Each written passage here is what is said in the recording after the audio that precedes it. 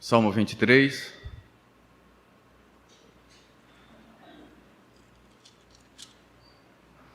Nós estamos lendo o livro dos Salmos, seguindo a ordem do Salmo 23. Hoje pela manhã nós vamos ler o versículo 5 e à noite o versículo 6. Salmo 23, versículo 5, todo mundo junto, por favor. Preparas-me.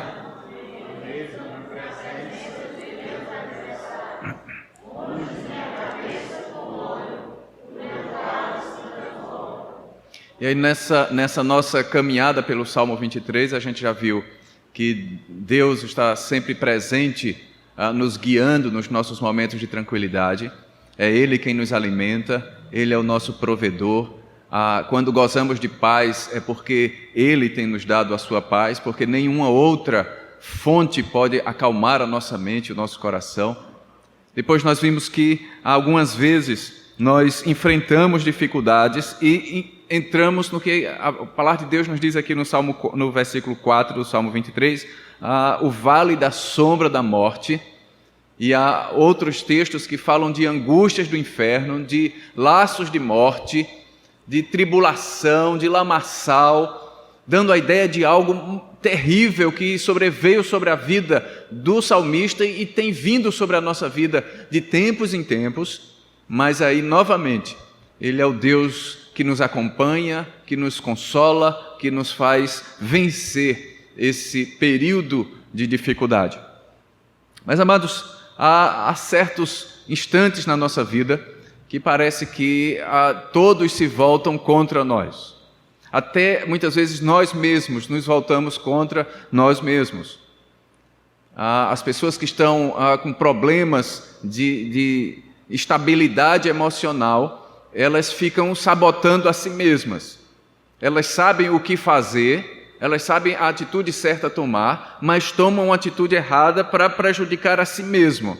É quase que como querendo fazer mal por algum erro, ou não se perdoar, ou alguma coisa desse tipo. E aí a gente entra no versículo 5, que os nossos inimigos estão diante de nós. Cada um tem os seus inimigos. Alguns inimigos reais, físicos, outros inimigos psicológicos, inimigos do dia a dia, inimigos invisíveis, mas nós temos sempre os nossos inimigos. Salmo 27.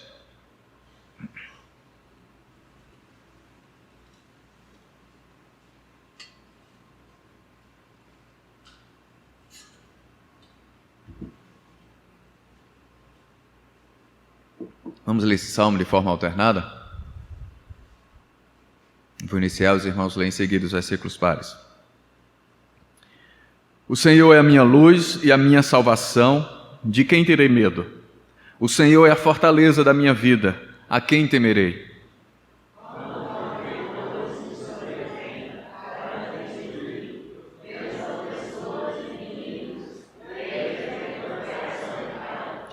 Ainda que um exército se acampe contra mim, não se atemorizará o meu coração. E se estourar contra mim a guerra, ainda assim terei confiança.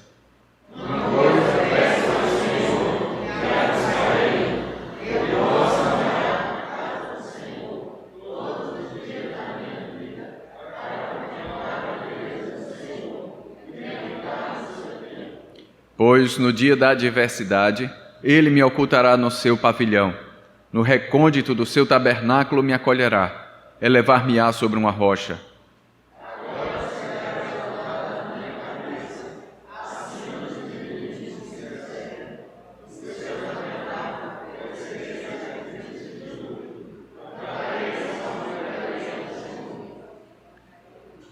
Ouve, Senhor, a minha voz, eu clamo. Compadece-te de mim e responde-me.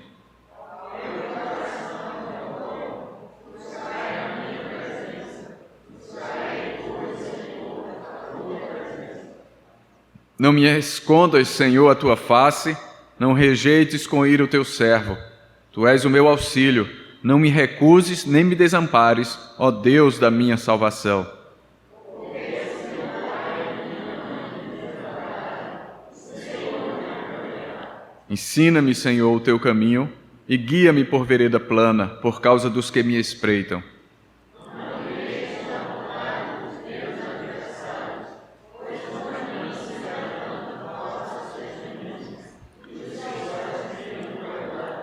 Eu creio que verei a bondade do Senhor na terra dos viventes.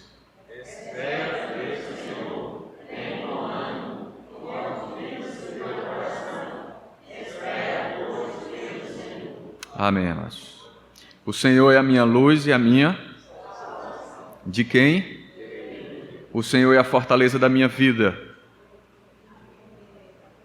Completem. Pronto. O texto aqui é a quem temerei. Mas eu queria que a gente transformasse isso aqui em uma outra pergunta. É como não temer? Como viver no mundo em que nós estamos sem temer? Sem o temor diário das coisas que estão à nossa volta. Nós estamos aí lutando há já alguns meses contra um tal de um vírus invisível, mas que tem causado males terríveis a toda a humanidade. Aqueles que não sucumbiram ao vírus, que não foram atingidos por ele, que não morreram, alguns ficaram com sequelas, outros passaram mais tranquilos. E alguém pode estar dizendo, não chegou nem perto de mim, mas atingiu economicamente. Para alguns não atingiu nem economicamente, nem fisicamente, mas psicologicamente. Tem muita gente ainda trancada em casa com medo disso. Tem gente que se desestruturou completamente em todos os aspectos da sua vida por causa disso. E a pergunta é como não temer? Como não temer num mundo em que a vida não tem valor nenhum? Quantas pessoas nós já tivemos notícia de que foram mortas por causa de R$5, de discussão por causa de R$5? Ana estava comentando essa semana de uma reportagem que ouviu de alguém, ela falando e eu pensando, esse camarada queria se suicidar. Ela disse que ele era de uma facção criminosa e foi na festa de uma outra facção criminosa. E quando chegou lá, ele disse, olha, eu não sou daqui não, eu sou daquela facção lá. Foi morto a pedradas. O fato de eu não torcer por determinado time já fez com que muitos morressem por causa de algo que era para ser uma diversão, virou mais importante do que a vida. Como não temer?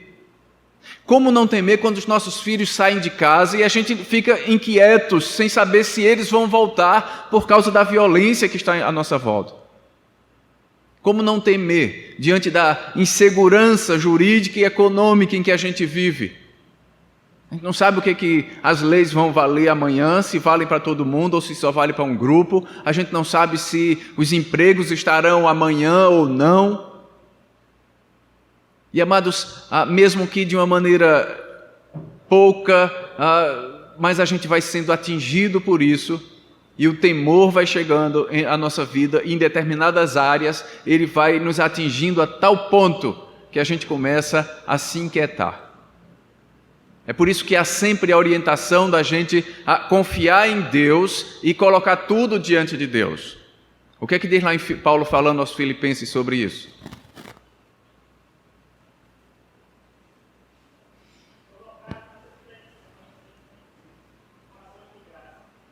Não andeis ansiosos de coisa alguma. Não se inquiete, não tenha medo, não tema. Mas aí a questão é como não temer. Eu queria que a gente olhasse para esse Salmo 27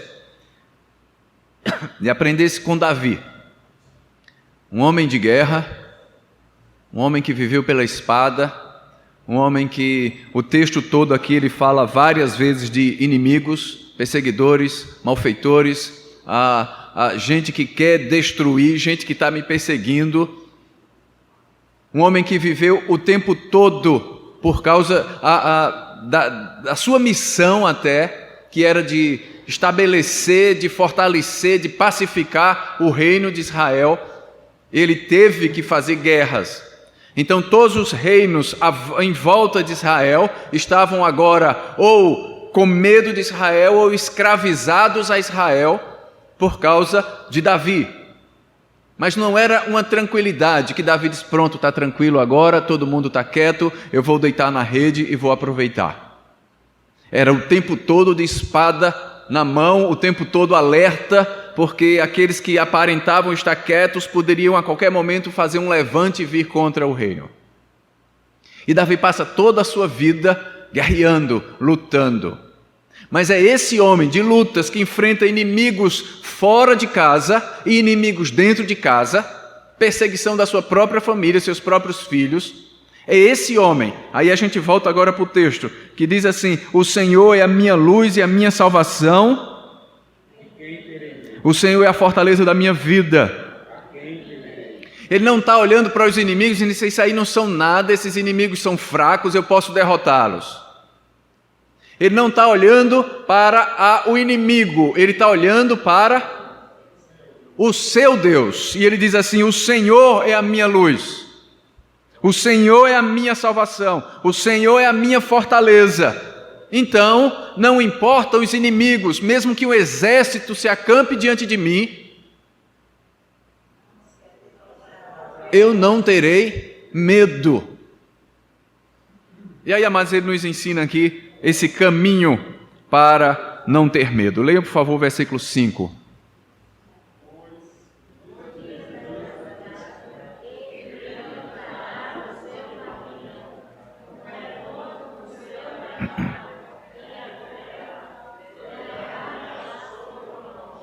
A primeira leitura foi mais bonita do que essa. De novo.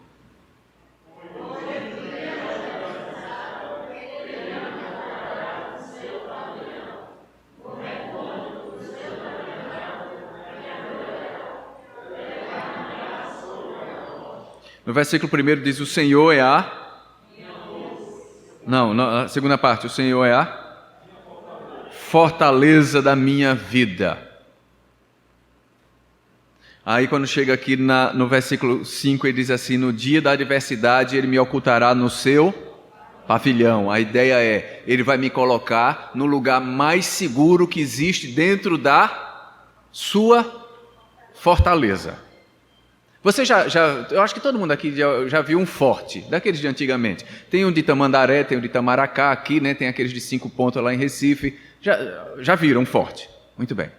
Dentro desse forte tem vários locais e tem os mais centrais, que eram teoricamente os mais protegidos.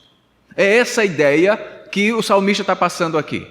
Deus não nos coloca no muro, lá dizendo, saiu os inimigos e você está aqui exposto, pode vir uma flecha de lá e vai lhe atingir. A ideia é, ele me guarda no mais íntimo da sua fortaleza.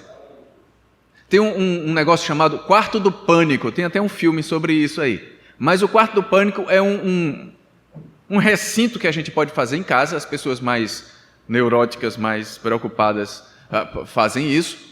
Eles fazem um quarto totalmente isolado, e aí qualquer sinal de perigo, um ladrão invadiu sua casa, você vai lá, se tranca nesse quarto com a sua família, e não tem como o ladrão entrar. E ali dentro você tem alimento, você tem água, independente do restante da casa, você tem energia, independente do restante da casa, você tem como se comunicar. Os ladrões podem fazer a festa lá fora, eles não entram, e não podem lhe prejudicar aqui dentro. Quando o salmista diz assim, que no dia da adversidade, não é que nós não seremos atingidos pela adversidade, porque mesmo que estivéssemos ou que estejamos dentro desse quarto do pânico, ainda estaremos inquietos, porque dentro da nossa casa estará o ladrão, o nosso inimigo. O inimigo estará à porta, mas estaremos protegidos. É nesse íntimo de Deus que nós precisamos estar. É guardados, mais próximos de Deus que nós precisamos estar. É escondidos nele. E há sempre essa referência, aquele que habita, do Salmo 90, ou 91, aquele que habita.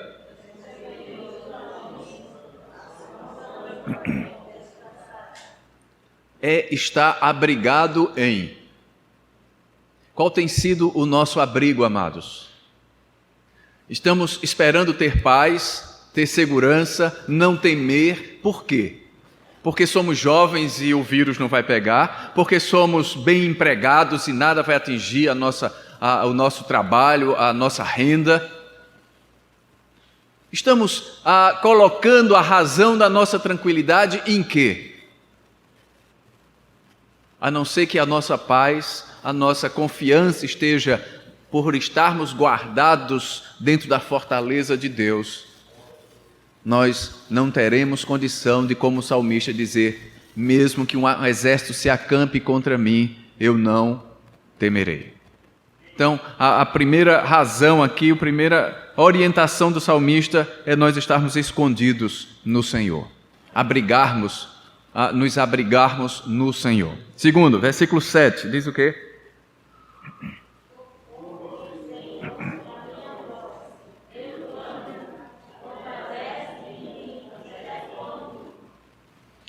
Versículo 8 diz: ao meu coração me ocorre, buscai a minha, buscarei, pois, a tua presença. Muitas vezes nós achamos que vir à igreja, que fazermos parte de alguma denominação, isso é estar na presença do Senhor. A palavra de Deus faz uma distinção muito grande entre as coisas e Deus. Entre a igreja, o templo, os sacrifícios e Deus. Era e é muito possível nós estarmos envolvidos nas coisas de Deus e não conhecermos o próprio Deus. É muito possível nós estarmos atuantes no reino de Deus e nem sequer sermos do reino de Deus. O que o texto nos diz aqui é que nós temos que ter intimidade com Ele. Nós precisamos ouvir a voz de Deus e precisamos querer em oração que Ele nos ouça.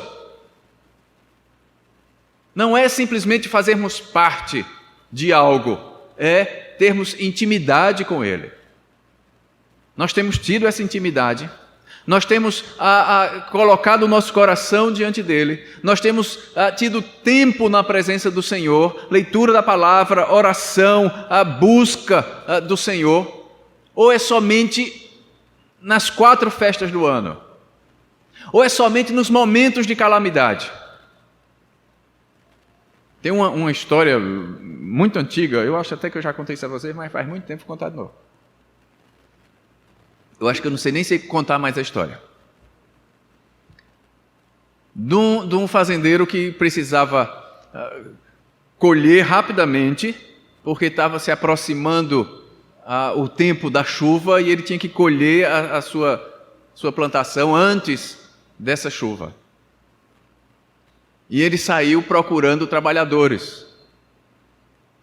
E ele foi e chamou vários trabalhadores, mas mesmo assim não era o suficiente, a chuva se aproximando, ele tinha que colher tudo, e ele tinha que não somente colher, mas guardar, proteger tudo aquilo. E aí lá para as tantas ele chega em um determinado lugar e tem lá um rapaz sentado, e ele disse: você sabe fazer o quê? Ele disse: eu sei dormir numa noite de tempestade. Como eu disse: não, mas de trabalho você sabe fazer o quê? Ele disse: eu sei dormir numa noite de tempestade. E aquele homem desesperado e queria porque queria, o trabalhador disse: tudo bem, bora lá para a fazenda, você vai me ajudar lá. E cada pessoa daquela ficava responsável por uma área, e o trabalho começa, e a chuva chega, e a tempestade chega. E aquele fazendeiro passa nas áreas de todo mundo, e está todo mundo lá, inquieto, e ele vai lá no galpão, e está aquele jovem que ele havia chamado, e ele está fazendo o quê? Dormindo. E ele acorda e diz: ei, meu amigo, a chuva, a tempestade, e você está dormindo. Ele disse: eu lhe disse que eu sabia dormir numa noite de tempestade. A tempestade está aí e eu estou dormindo. Ele disse: e o seu trabalho? Respondam.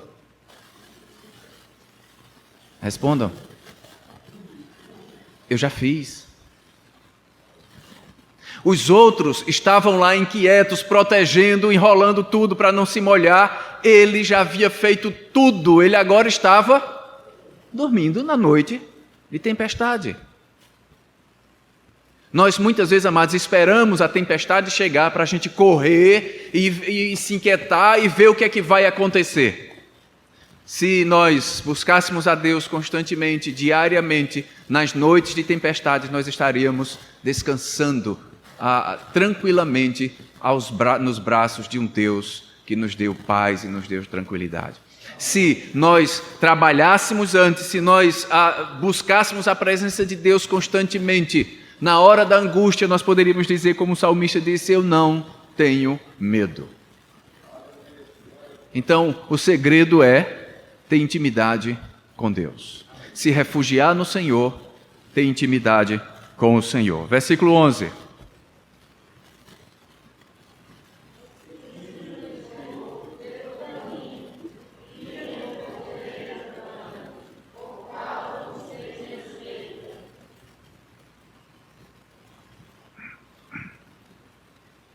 O que é vereda plana?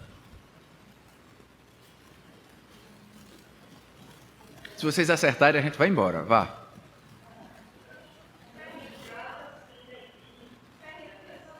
Tranquilo, lá, vão, guia-me por um lugar tranquilo. É? A ideia é essa? É não. A figura é, me guia por algo plano, sem altos e baixos, sem dificuldades, mas não no sentido de não ter dificuldade para mim, mas me guia por um caminho correto. Como é que diz o Salmo 23, que a gente está seguindo para ver o restante dos outros salmos? O Senhor é o meu pastor, nada me faltará, Ele me faz em pastos verdejantes, guia-me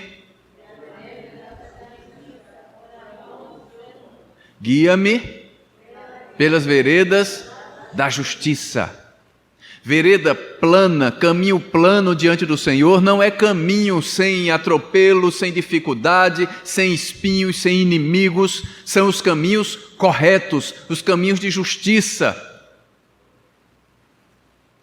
Nós, infelizmente, estamos pedindo a Deus uma vida tranquila, quando nós deveríamos estar pedindo era força para enfrentarmos as dificuldades da vida. Nós estamos pedindo a Deus caminhos de sossego, quando a gente deveria estar pedindo caminhos corretos diante do Senhor. Nem sempre esses caminhos corretos nos dão tranquilidade. Nem sempre. Todos quantos quiserem viver piedosamente no Senhor serão perseguidos. Então, eu estou trilhando uma vereda de justiça, eu estou andando por uma vereda plana, mas estou sendo perseguido. A ideia não é, Senhor, tira tudo da minha frente, eu não aceito nada, eu rejeito tudo isso, eu quero viver um mar de rosas. A ideia é, Senhor, eu vou fazer a coisa certa, mas o mundo vai se voltar contra mim, eu vou ser perseguido por estar fazendo isso. Então eu preciso muito mais estar escondido no Senhor, muito mais ter intimidade com o Senhor, porque eu estou trilhando uma vereda plana. Se nós fizermos isso, aí nós vamos poder dizer como o salmista, versículo 1 e versículo 14, juntem os dois. Leia o 1 e depois emenda já com o 14.